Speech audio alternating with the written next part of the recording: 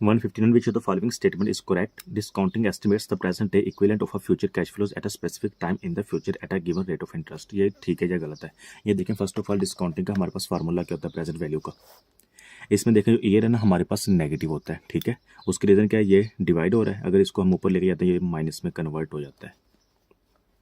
इसमें हम present value find करते हैं। मिसाल का फ्यूचर कैश फ्लो यहाँ पे क्या है, लेट बी सपोज हमें 1 साल बाद 1000 मिलता है, 2 साल बाद फिर 1000, तीसरे साल भी 1000 मिलता है, तो इसकी प्रेजेंट वैल्यू हम लोग फाइंड करते हैं, ठीक है।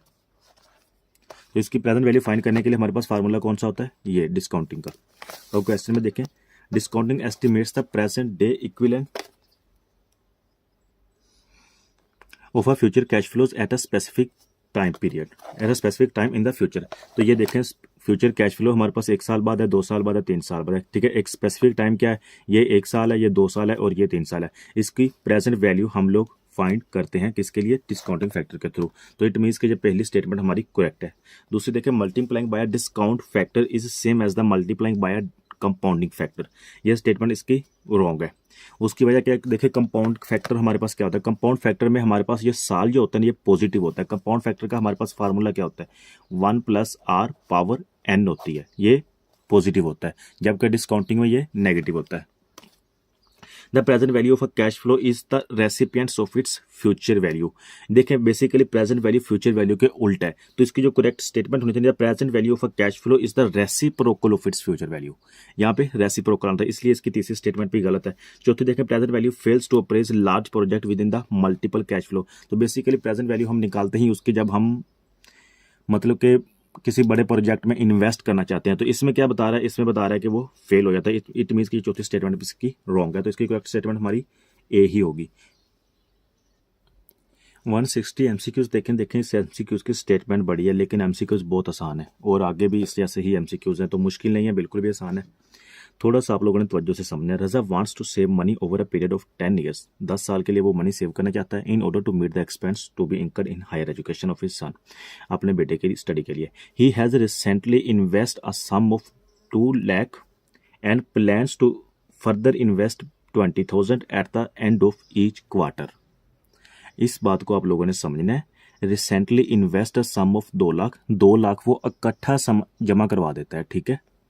और उसके बाद and plans to further invest 20,000 at the end of each quarter, और हर क्वार्टर के बाद ना फर्दर मजीद वो 20-20 हज़ार रुपये डिपॉजिट करने का प्लान बना रहा है। Which of the following amount will be available at to him at the end of 10th year. तो 10 साल के बाद उसके पास टोटल कितनी अमाउंट होगी। If he earn a profit of 6%, rate हमारे पास 6% है, per annum compounded quarterly base, it means m is equal to 4 आ जाएगा। जो बात समझने वाली देखें, फिर मैं रिपीट कर रहा हूँ। He has recently invest a sum of 2 lakh and plans to further invest 20,000 at the end of each year. Investment कब हो रही है, at the end of each year है। तो यहाँ पे देखें, आपको मैं सिंपल सा समझा देता हूँ। देखें क्वेश्चन के ना 2 हिस्से हैं। फर्स्ट पार्ट इसका कौन सा है, फर्स्ट में बता रहा है कि वो 2 लाख रुपए इन्वेस्ट कर रहा है, ठीक है।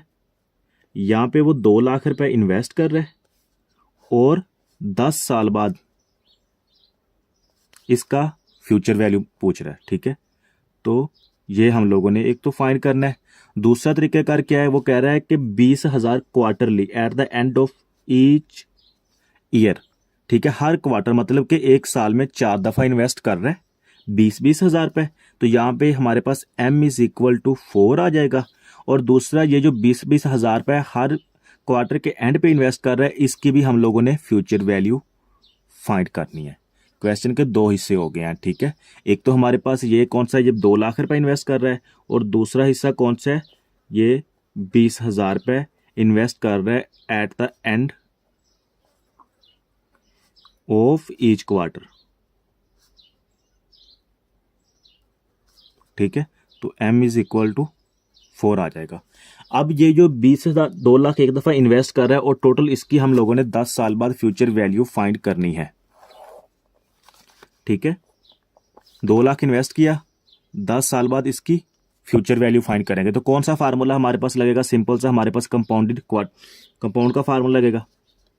कौन सा, फ्यूचर वैल्यू इसकी डायरेक्ट फाइंड करेंगे। Future value is equal to p into 1 + r/m bracket close R M. ठीक है, अब यहाँ पे each quarter at the end of each, जब ईच आ गया इसका मतलब क्या है कि रेगुलर इन्वेस्टमेंट हो रही है। और दूसरी टाइम पीरियड भी हमारे पास सेम है, हर 3 माह बाद, हर 3 माह बाद। ठीक है, तो इट मीन ये कौन सा एनविटी का है, एनविटी का कौन सी लगेगी, एट द एंड आ रहा है। इट मीन जब investment at the end of year हो तो हमारे पास एनविटी का कौन सा फार्मूला लगता है, ओरिजिनरी एनविटी का।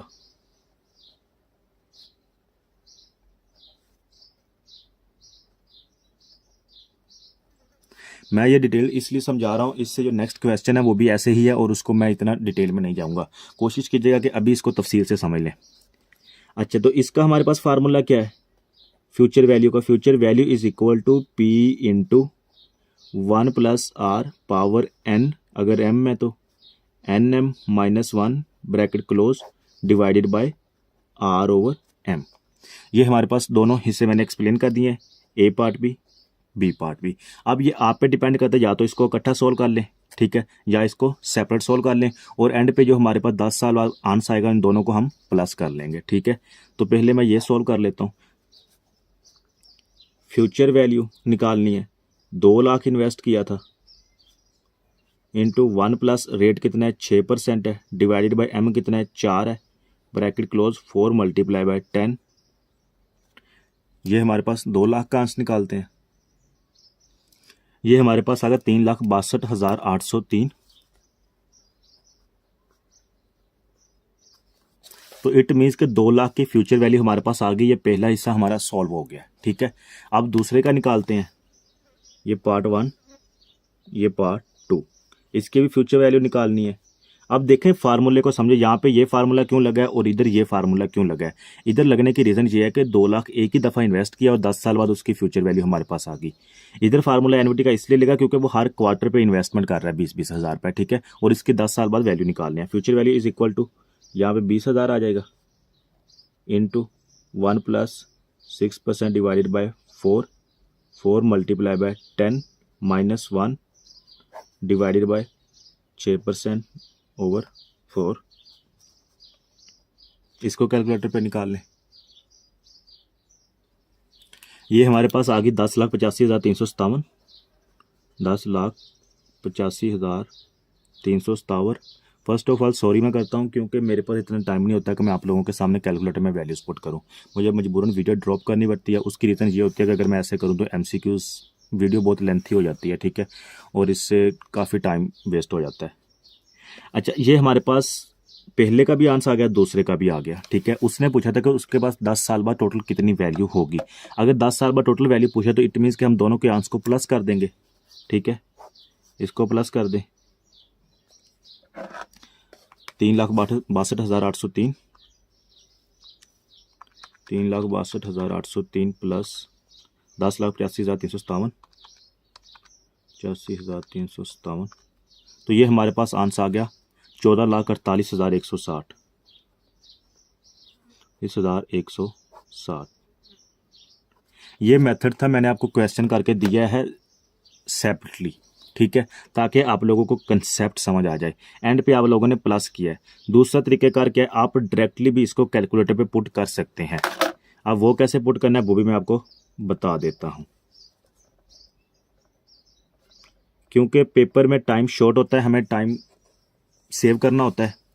आप लोगों ने क्या करना है, future value is equal to, देखिए दोनों की फाइंड तो हम लोगों ने फ्यूचर वैल्यू ही करनी है। पहले हम 2 लाख इन्वेस्ट करते हैं, 2 lakh into 1 plus 6% divided by 4 bracket close 4 multiply by 10। ठीक है, ये पहला फार्मूला हमारा पुट हो गया। उसके बाद हम इसके आंसर में ये प्लस करते हैं, तो इट मीन ये प्लस करना है, प्लस दूसरी रकम हम कितनी इन्वेस्ट करते हैं 20,000, 20,000 into 1 plus 6% divided by 4 bracket close 4 multiply by 10 minus 1 divided by 6% divided by 4। ये आप डायरेक्टली कैलकुलेटर पे पुट करके इसका आंसर निकाल सकते हैं, तब भी आपका 14,48,160 निकलेगा। ठीक है, तो ये भी कैलकुलेटर पे पुट कर लें, तो 14,48,160। आंसर दोनों का सेम आएगा। कंसेप्ट यहाँ से समझ लें, अगर आपको कंसेप्ट समझ आ गया है फिर आप इजीली ये यहाँ पे पुट कर सकते हो, आपका आंसर आ जाएगा। 161 एमसीक्यूज देखें, 161 एमसीक्यूज का आंसर भी यही है और ये क्वेश्चन बिल्कुल सेम है, बस फ़र्क ये है कि यहाँ पे रज़ा है और यहाँ पे जाहिद है। 162 एमसीक्यूज देखते हैं।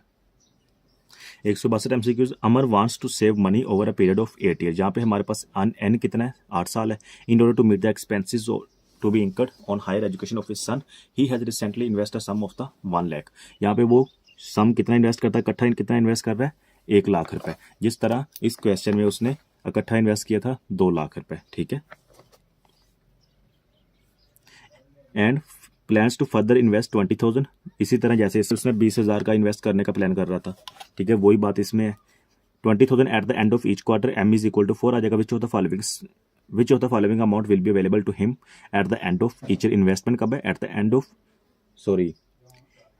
ऑफ 8th ईयर, 8 साल बाद वो पूछ रहा है कि टोटल उसके पास कितनी रकम हो जाएगी।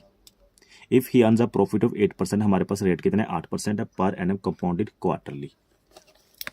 ये क्वेश्चन है मैंने आपको सेपरेटली दोनों समझा दिए। अब ये क्वेश्चन जो है ना, इसको हम इकट्ठा सॉल्व करते हैं, जैसे इसको मैंने आपको पुट किया और ये कैलकुलेटर पे सॉल्व करके मैं आपको दिखा देता हूँ, ठीक है। 162 है, रेट हमारे पास 8% है एंड टाइम हमारे पास 8 ईयर्स है। तो फ्यूचर वैल्यू हम लोगों ने फाइंड करनी है। Future value is equal to, पहले कितना इन्वेस्ट करते हैं, 1 लाख रुपए इंटू 1 प्लस रेट कितना है हमारे पास, 8% है, एम इज इक्वल टू 4 है, 4 मल्टीप्लाई बाई 8 पहला पार्ट हो गया, प्लस फिर 20,000 इन्वेस्ट करता है इंटू 1 प्लस रेट कितना है, 8% है, divided by 4 bracket close power 4 multiply by 8 minus 1 divided by 8% over 4। अब ये मैंने इकट्ठा पुट कर दिया, ठीक है। कैलकुलेटर पे पुट करते हैं। तो ये देखें, ये कैलकुलेटर पे मैंने इकट्ठा पुट किया तो हमारा आंसर आ गया 10,72,994। ये देखें, ठीक है।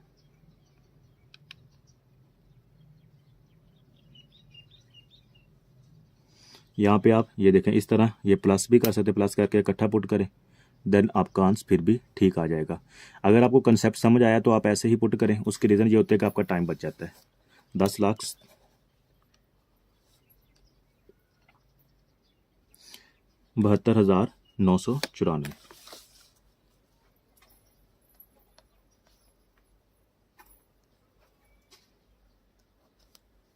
यही हमारा करेक्ट आंसर होगा।